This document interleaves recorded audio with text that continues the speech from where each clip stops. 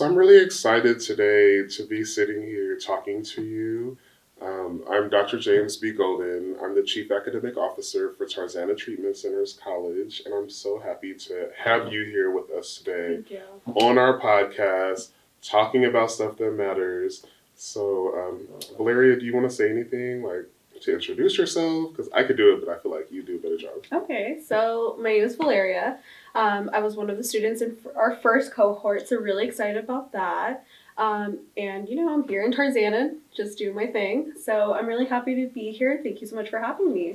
Yeah, we're gonna have I think, just a conversation Yeah. and to really look at some things that are going on to be able to talk about the opioid epidemic and talk about the crack epidemic or the crack crisis, whatever people are calling it, and to just really think about how these two are similar and different. And it's really interesting because my heart is very heavy right now because when I heard the news about Michael K. Williams passing, I mean, it was such a major disruption to my spirit. And I think about how many times people struggle with drug use and alcohol use in silence.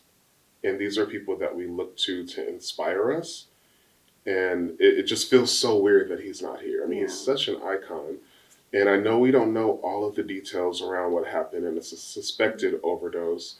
And I want to get into talking about how that shows up in our with our celebrities and in our communities. But I really want to make some space for the spirit of Michael K. Williams and really dedicate this moment to him and to all who we've lost and we've loved and who inspired us. So that's really interesting.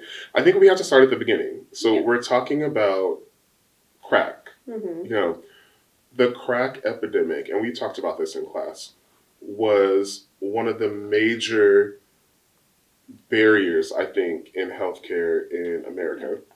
Like you had entire communities who were impacted by this drug that just popped up. It feels like it just popped up out of nowhere on the street. And you had people who would begin to use rock cocaine.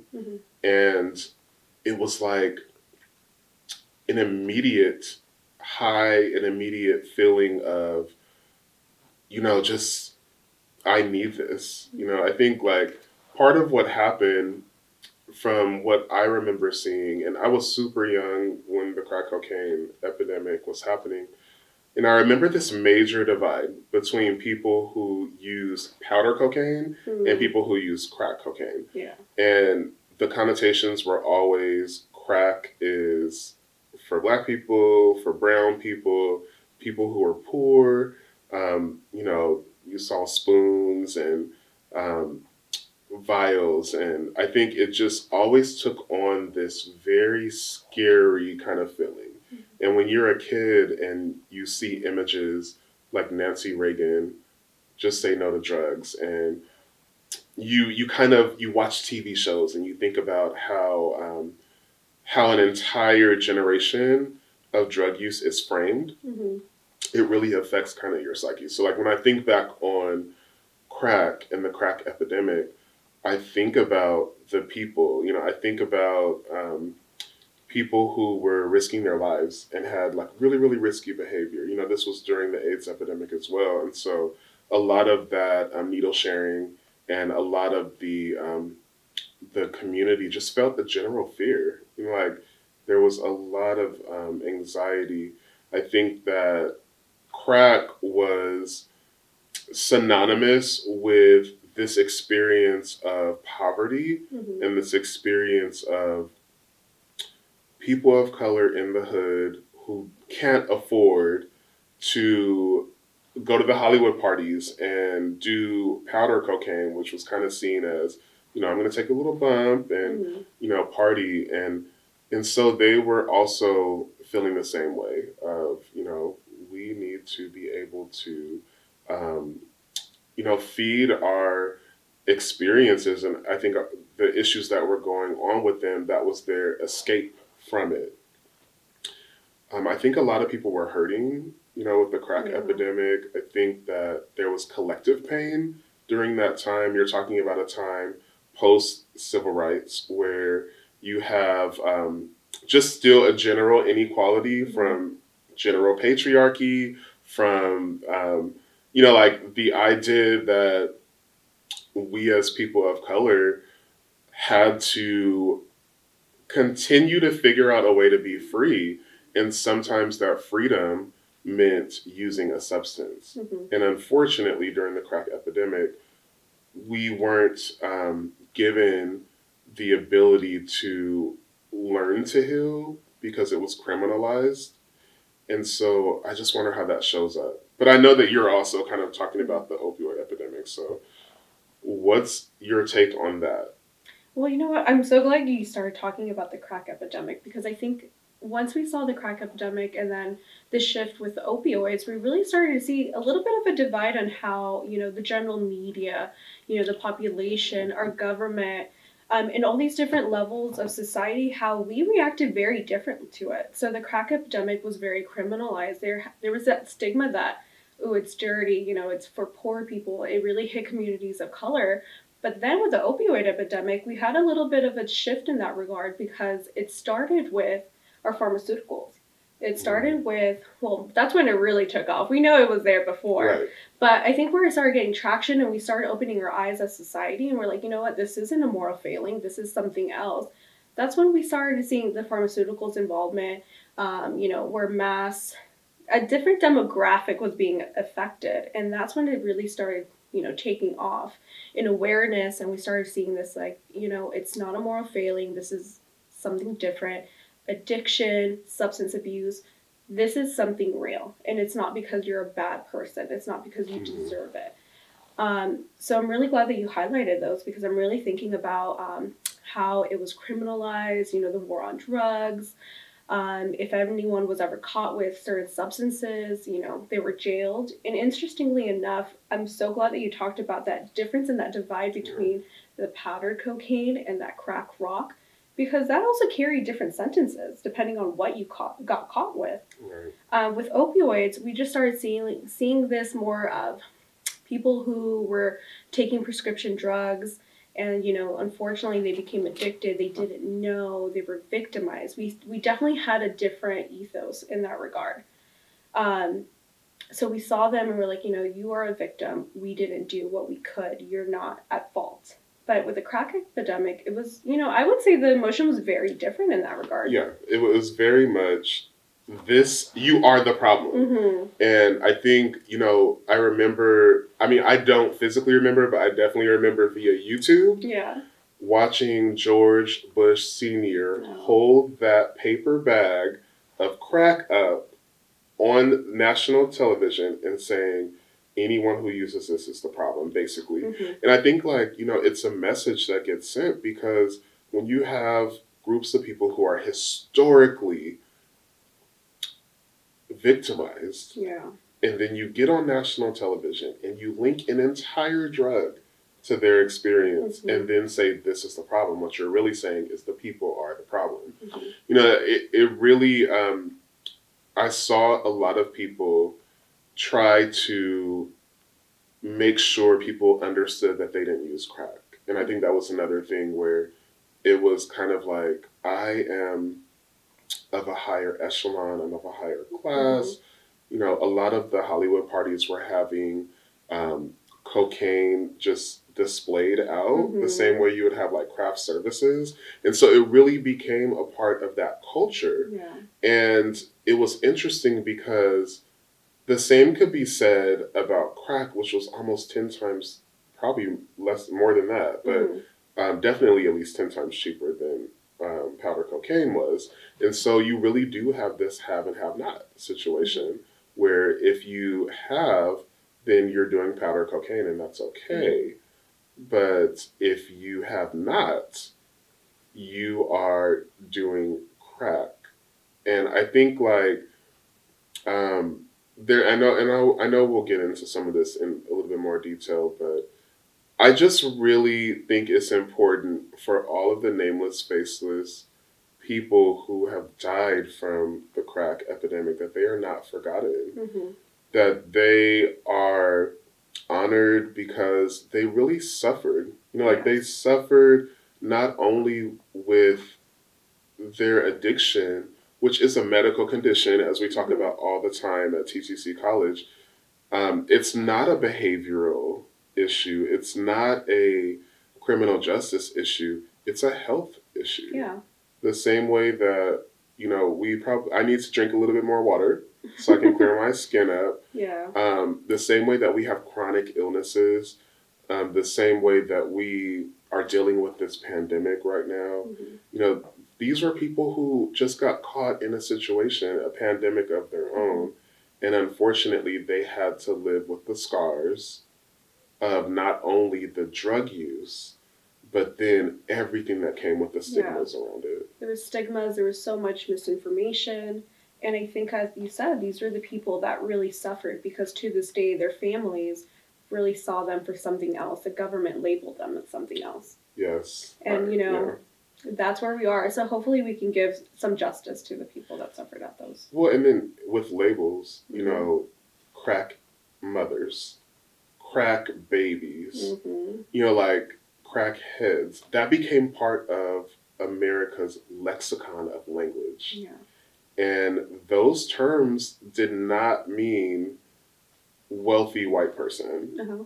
It You're right. meant black mother on the corner. Like, Hmm. and they became synonymous with how we saw each other. So I just it's such an important topic, and I'm just really glad we're having this Me conversation too. today. So, the Hmm. other thing that's really, really, really interesting is we touched on this a little bit, Hmm. but I think we really need to give it some time. The justice component. Ah, yes. Like in America, we've had a history of injustices towards people of color. And I think about even all the way back to prohibition. Hmm. And, we talked about this in class. There was such a demonization, I Hmm. think, of the communities of color where the KKK literally became the police enforcement. Hmm. And so their charge was, we're going to go into these communities of color and we're going to clean it up and we're going to get rid of the bathtub gin and all of the homemade alcohol. And I think that same feeling has continued because that was the original policing. And then let's fast forward to Ronald Reagan and the war on drugs. Hmm. And we all know that disgraced former president Ronald Reagan was racist. Yeah. We know that he kind of began this obsession with the war on drugs, which lasted throughout several presidencies.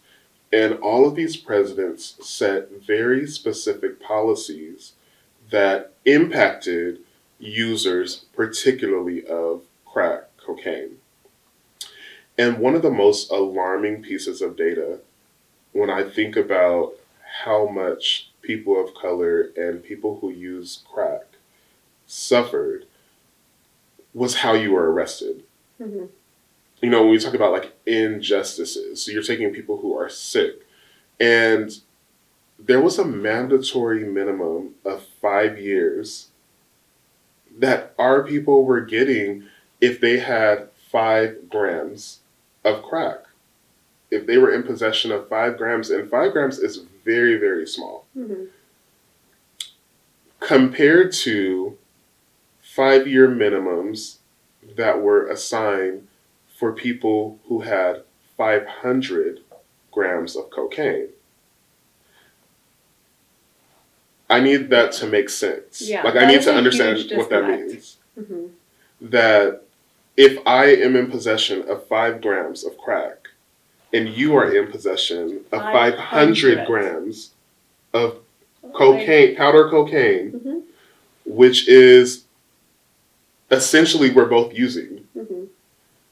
it means that we're going to get the same sentence of 5 years in prison.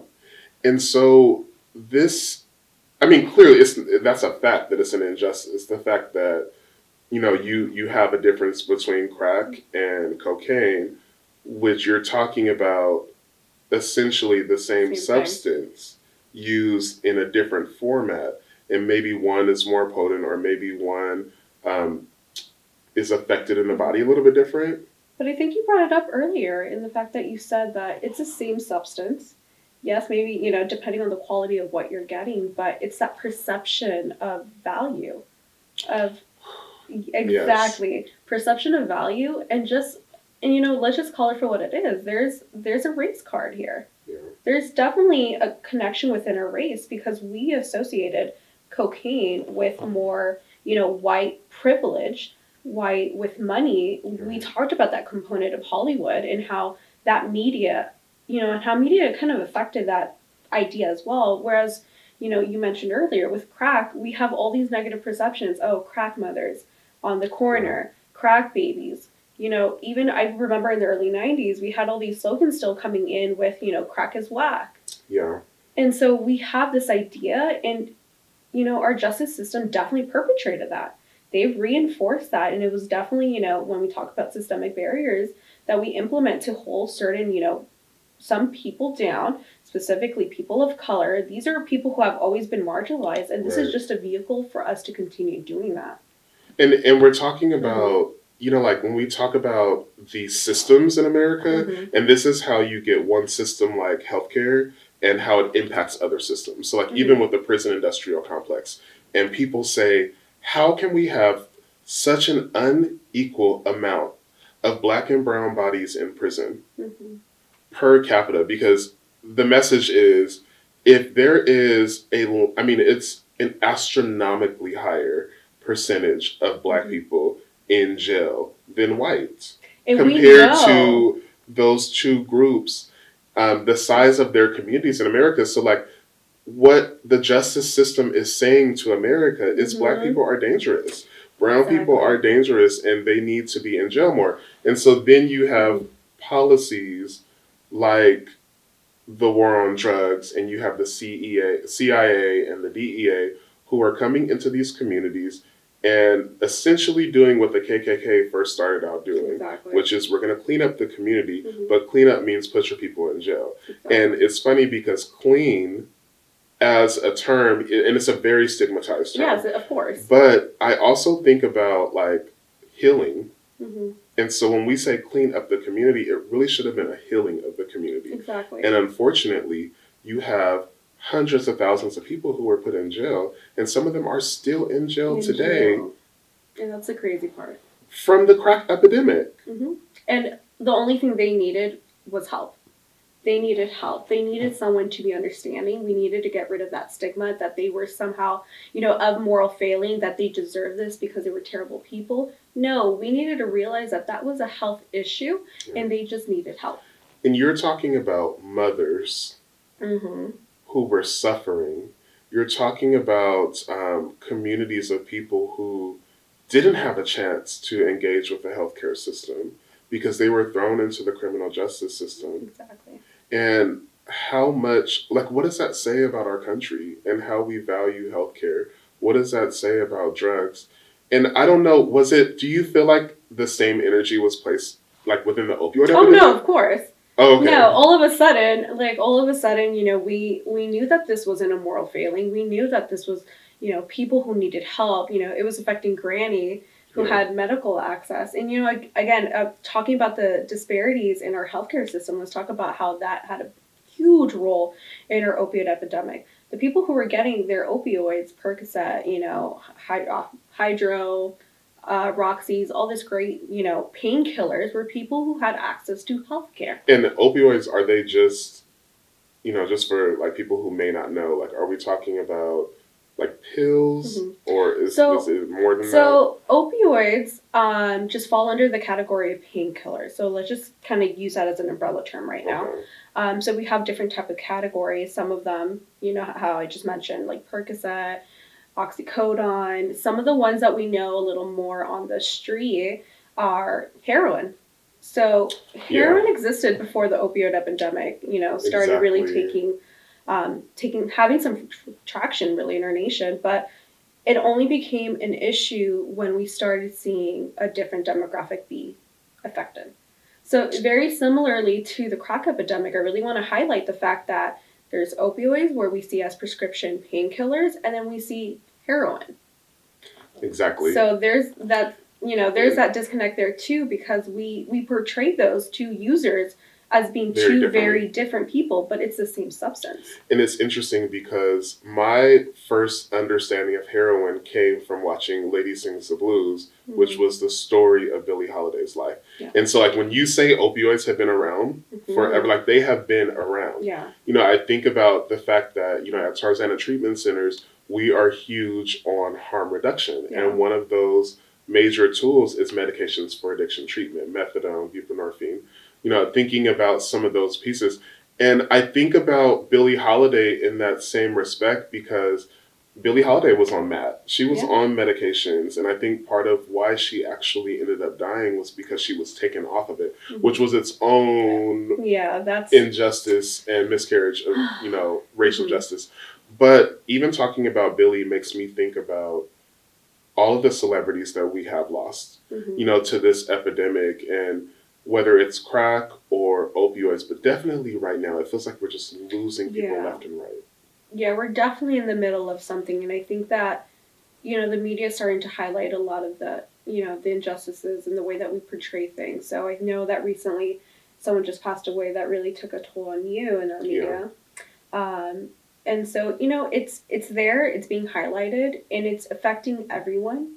And it's just now that we're starting to realize that, again, this isn't us problem. This is we are all at fault. What can we do? Yeah, and I think about we're not just losing people that I think are important icons. Like, we're losing major American, like, foundational people. Like Prince's death from fentanyl, and fentanyl is a whole nother beast when we talk about this. But Prince's death was so significant in our community. I think that was something that sparked a real concern about fentanyl, and I don't want to miss the moment to actually talk about fentanyl because I think it's so current, and that might have contributed to Michael K. Williams, that it may have contributed to many people that we've lost, like Mac Miller, and I think about even thinking back to Michael and Whitney, and just like a lot of people who were also using opioids. Yeah, I mean, we can, unfortunately, the list goes on and on about, the celebrities that we know that have overdosed from opioids. And, it just makes me think about who are the people that we don't know. Exactly. Because it's not highlighted. It's not something that necessarily, up until this point, it has really been openly discussed. There's always been that tinge of shame still. And I think that's the only thing that I will give the opioid epidemic, that we started seeing a slight shift in the way that we responded, the way that we started seeing people. We saw that for what it is. It's time for grief because we lost someone. But at the end of the day, unfortunately with the crack epidemic, we didn't have that moment of grief. Like, we weren't allowed. It's powerful. Yeah. Okay, so I've really, really, really loved, like, what we've talked about as far as what happened during crack epidemic, what's been going on with the opioid epidemic. I think, it's really interesting. I was recently watching a series. I like to binge TV because I don't like having to wait for the next episode. So then I had to just watch everything one time. But it was interesting because one of my students was saying, you need to watch Euphoria. And they have been telling me that. And, for those of you who haven't seen Euphoria, it really covers the life of this girl who experienced some really serious trauma. And I'm not going to give spoilers in case, people want to, but she had a very significant death of her father growing up. And then it kind of explains how she became addicted to opioids. Yeah. And everything is covered in the show, from using Vicodin all the way to her experimenting with fentanyl. And the way that Euphoria has, I think, talked about the teen experience. And of course, Zendaya is flawless. Like, she's an incredible actress. But, she was able to really bring some humility, I think, to the discussion.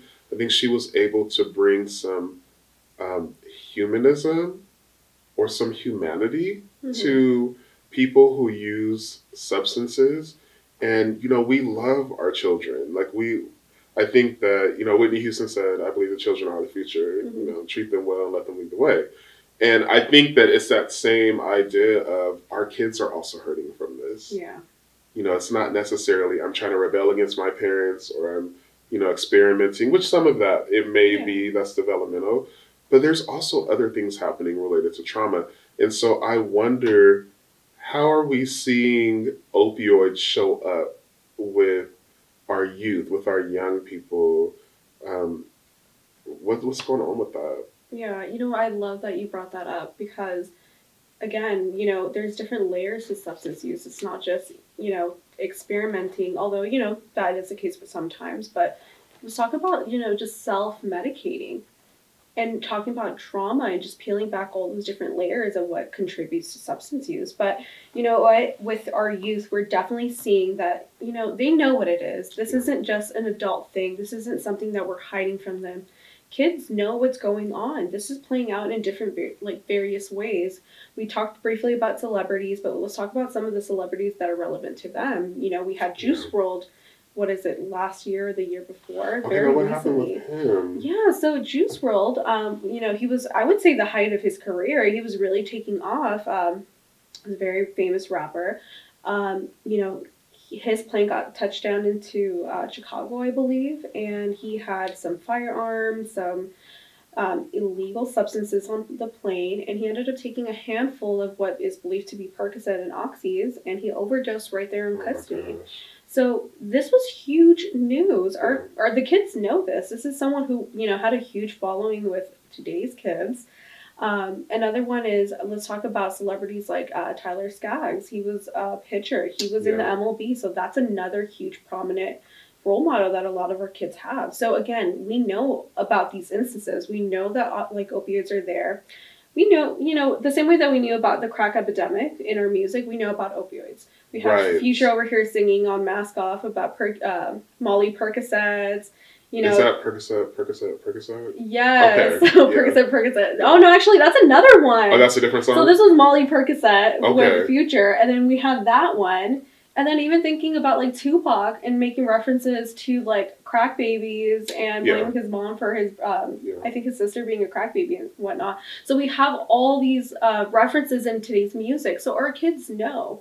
They have prominent people that they look up to who are role models for them passing away because of this. So this is not just an adult conversation anymore. Yeah. And it is very interesting because not only Tupac was talking about drug use in his lyrics, but so was Biggie. Oh. And it's interesting because Biggie was also talking about the DEA. He literally said BIGPOPPA, no info for the DEA.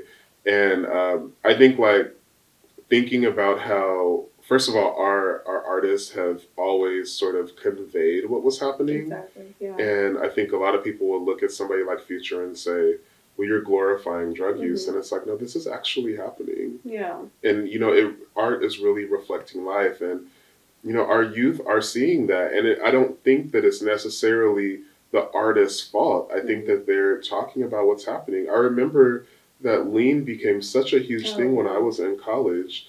And, it just felt like everyone was double cupping and, using the cough syrup and codeine. And, I think when we think about opioids, it really is, there's a larger conversation here. It doesn't discriminate based off of age. We know that a lot of people end up with opioid addictions from pain management initially. You hurt your back skateboarding and you get on Oxycontin and then you look up a year later and you're in rehab. And it's not, I intended to become addicted. A lot of it just comes down to it's what's happening. And I think about with our youth, there's a lot of experimentation that happens at pill parties and, places where they can kind of just be young. I think the difference is that, I'm a classic millennial. And I think the difference is that we didn't have to worry as much about synthetic opioids. We didn't have to worry as much about, experimenting with a substance that then might be laced with something With like something fentanyl that, with a couple small little salt granules, you can die. That's so scary just to think about that, because not only fentanyl, because you're right, that's a huge thing that we're starting to see right now. But now we're having other, illicitly manufactured like fentanyls, like car fentanyl, which is making a scene. Yeah. And it's like you don't necessarily know what's in your substances anymore. And you know what? This is where they do a little bit of a crossover, because what we're seeing a huge trend right now, and especially in Los Angeles, is lace cocaine. Yeah.